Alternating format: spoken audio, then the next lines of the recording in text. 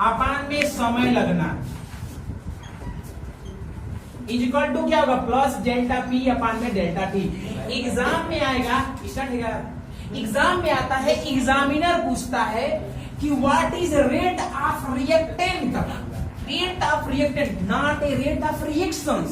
The rate of reaction बोलोगे the change in the concentration of, decrease in the concentration of reactant upon में time is known as rate of reactant. समझ में आ रहा है? अभिकारक की वेग बताओ, तो अभिकारक के सांद्रिकता में घटना अपान में समय, इसको बढ़िया से लिखो,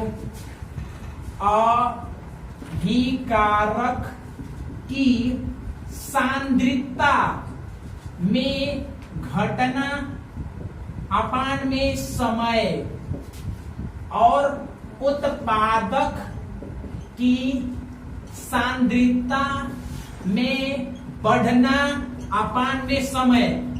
मेरी बात समझ में आ रही है? डोंट मारी रट्टा, एग्जाम में फंसाओ पूछते हैं सब, वादा नहीं दावा है।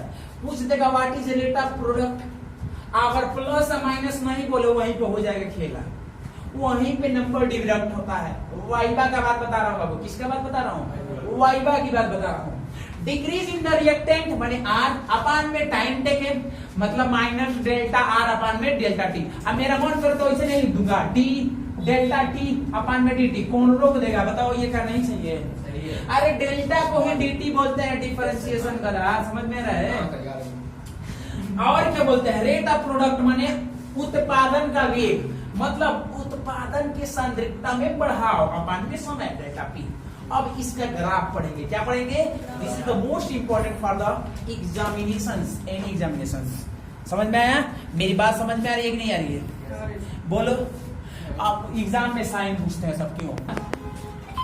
कंसंट्रेशन ऑफ रिएक्टेंट मतलब अभिकारक का सांद्रिकता और समय के मध्य हम ग्राफ ड्रा करने जा रहा हूं। और ये ग्राफ ड्रा करने जा रहा हूं टाइम मतलब समय, और समय को किससे डिनोट करते हैं? टाइम टी से। और इधर मैं दिखाने जा रहा हूं प्रोडक्ट,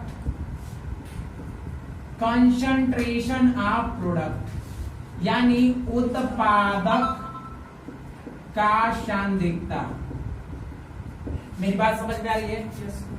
शुरू में प्रोडक्ट ज्यादा होता है, टाइम जैसे जैसे बढ़ते जाता है, बढ़ते जाता है, बढ़ते जाता है, घटते जाता है, घटते जाता है, घटते जाता है कि नहीं? इसीलिए ग्राफ ऐसा दिखाया।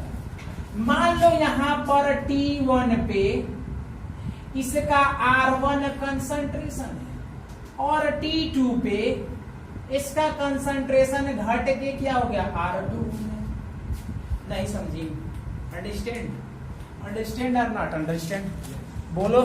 नहीं है क्या? आ गया क्या? आ रहा है?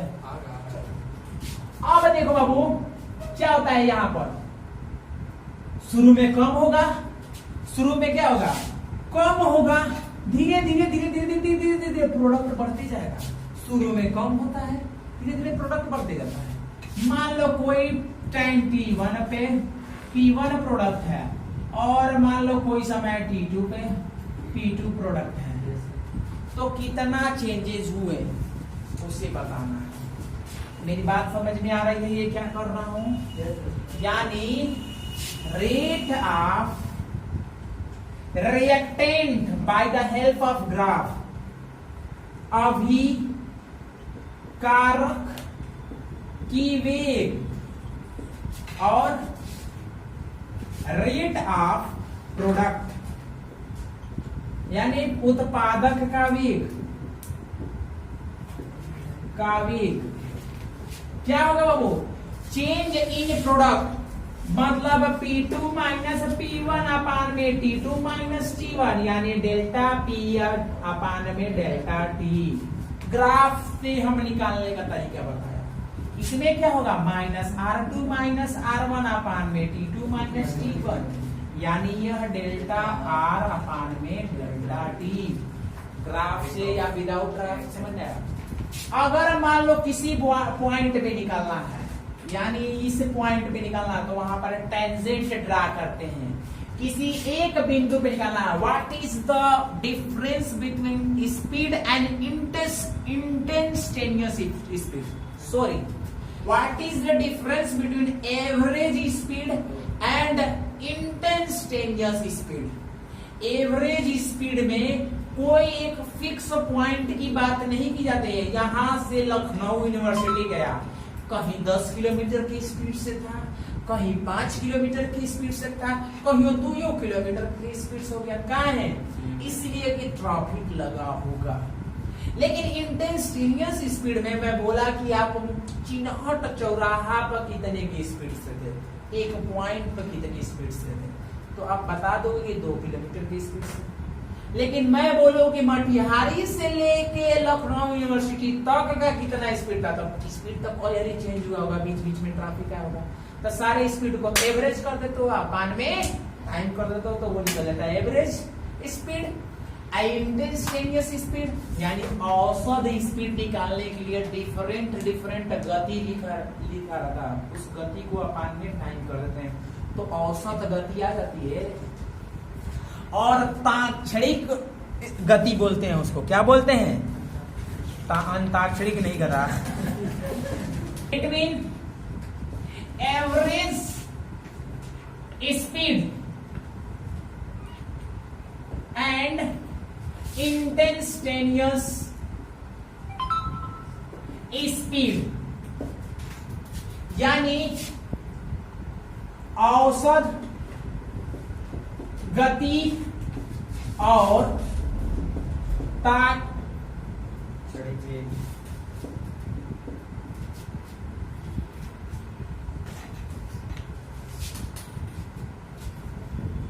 ताक्षणिक वेग में अंतर,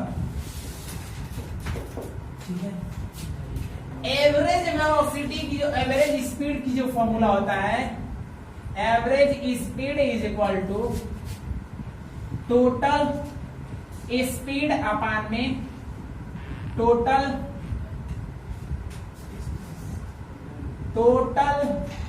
डिस्टेंस अपान में total time. Instantaneous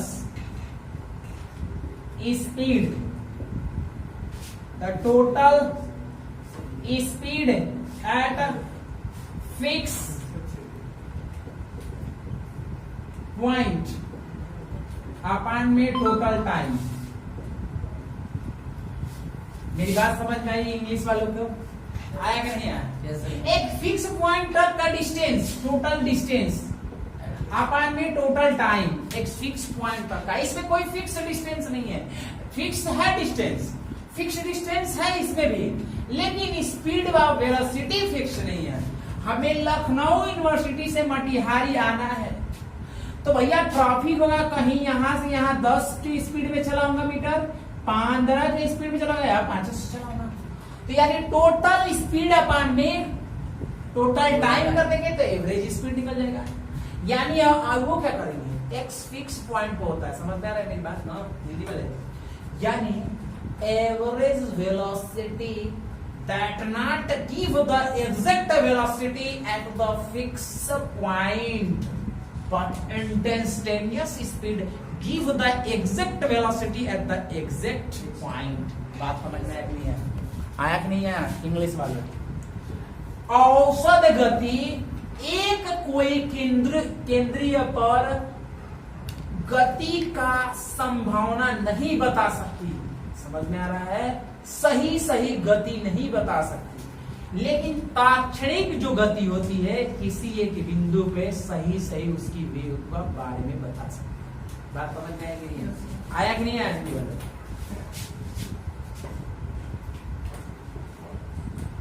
average speeds does not tell the speed of reaction और any substance at a particular point। समझ में आया कि नहीं आया? समझ में आया? I and T क्या वो instantaneous speed till the speed of reaction or any substance speed at fixed point। समझ में आया? हिंदी में लिख लो, ऊपर वाले हिंदी में लिख देना, हिंदी में औसत गति अभिक्रिया का वेग या किसी वस्तु का वेग एक किसी निश्चित स्थान पर नहीं बता सकती।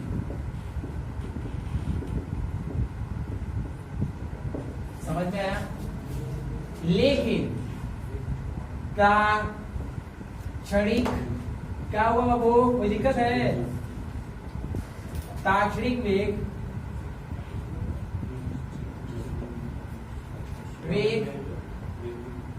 अभिक्रिया का वेग या किसी वस्तु का वेग एक निश्चित स्थान पर बताता है। बात समझ में आया कि नहीं है? आया कि नहीं है वो? इंटेंस्टेनियस माने वेग, ताक्षणिक वेग ऐसा वेग होता है जो किसी निश्चित स्थान पे उसकी कोई अभिक्रिया हो या कोई वस्तु मूव कर रहा हो, घूम रहा हो, तो उसके कोई बिंदु पे उसकी गति बता सकता है। लेकिन ये ऐसा वेग होता है जो नहीं बताता है। मेरी बात समझ में आई? चलो चलते हैं आगे, प्रोसीड द आगे, बंद कर दो। हो गया? आज के बाद कोई पूछेगा बता दोगे? रेट ऑफ रिएक्शन का फॉर्मूला क्या था? रेट ऑफ रिएक्शन यानी कोई भी कंसंट्रेशन माने प्रोडक्ट का कंसंट्रेशन या अपान में या प्रोडक्ट या रेट का कंसंट्रेशन ही तो होता है अपान में टाइम, यानी कंसंट्रेशन अपान में टाइम। कंसंट्रेशन को मेजरमेंट किया जाता है मोल में और टाइम को सेकेंड में, यानी मोल पर सेकेंड। अब हिंदी वाले समझना, अभिक्रिया के वेग का इकाई, ठीक है, यानी अभिक्रिया का वेग इज इक्वल टू सांद्रिकता अभिकारक या उत्पादक का अपान में समय, यही तो होता है। और सांद्रिकता मापा किसमें रहता है? मोल में। तो मोल अपान में टाइम सेकेंड इक्वल टू मोल और सेकेंड। समझ में आया? बहुत मतलब क्या दिक्कत है हमको भी बताओ।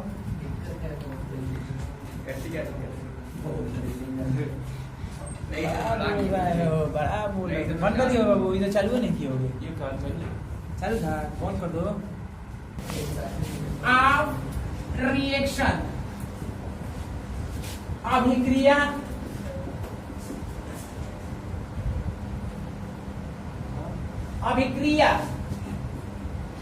को प्रदर्शित करना, ठीक है।